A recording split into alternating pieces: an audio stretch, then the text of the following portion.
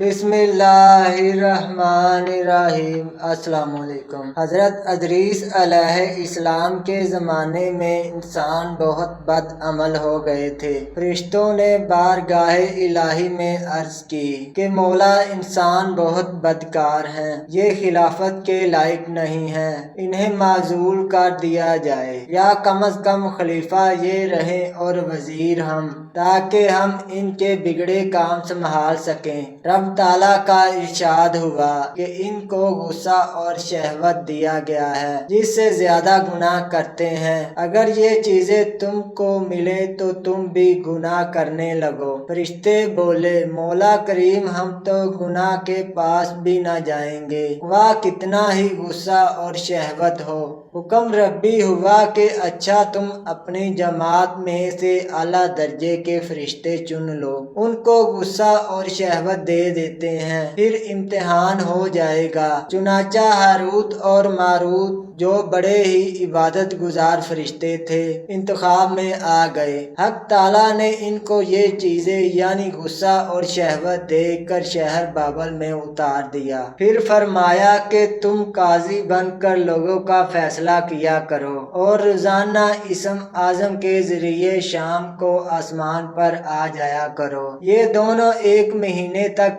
ऐसे ही आते जाते रहे। इतने अरसे में इनके अदलो इंसाफ का आम चर्चा हो गया और बहुत मुकदमे इनके पास आने लगे।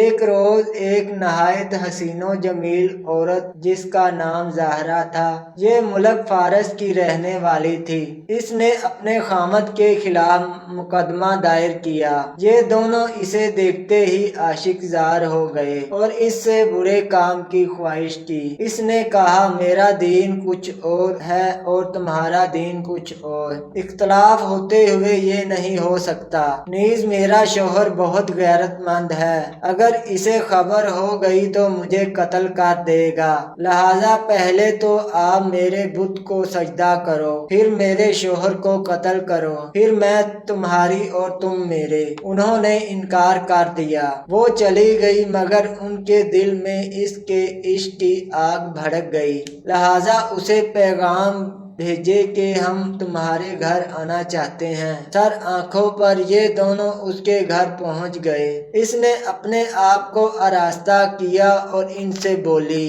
कि या तो आप लोग मुझे इसम आजम सिखा दें या बुत को सजदा करें, या शोहर को कत्ल करें, या शराब पी लें। उन्होंने सोचा कि इसम आजम इसरार इलाही है, इसको जाहिर करना बहुत जुल्म है, बुत परस्ती करना शिरक है और कत्ल हक उल इबाद। लाओ शराब पिला दो। चुनाचा शराब पी ली। जब शराब पी कर मस्त हो गए, ज़हरा ने इनसे बुत को सजदा भी करवा लिया, अपने शोहर को कत्ल भी और इसम आजम भी पूछ लिया। ज़हरा इसम आजम पढ़कर सूरत बदल कर आसमान पर पहुंच गई। हक ताला ने इसकी रूह को ज़हरा सितारा से मुसल्लत किया और इसकी शक्ल ज़हरा सितारा की तरह हो गई। जब इनका नशा उतरा तो ये इसम आजम भूल चुके थे और अपने किए पर बहुत शर्मिंदा थे। हक ताला ने फरिश्तों से फरमाया कि इंसान मेरी तजल्ली से दूर रहता है। ये दोनों शाम को हाजिर बारगाह होते थे, फिर भी शहवत से मगलूब होकर सब कुछ कर बैठे। अगर इंसान से गुनाह सरजद हो तो क्या ताज्जुब है। तमाम फरिश्तों ने अपनी खता का इकरार किया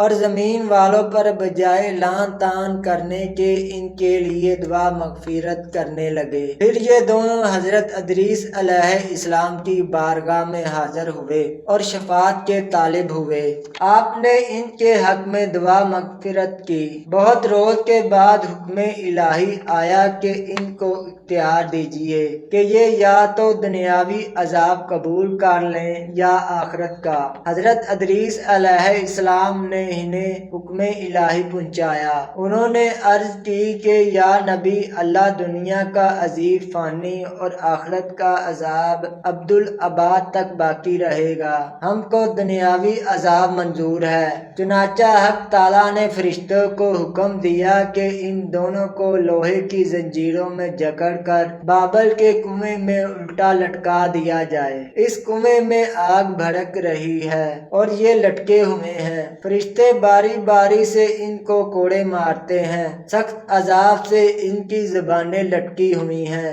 یہ عذاب قیامت تک ایسے ہی شدید رہے گا۔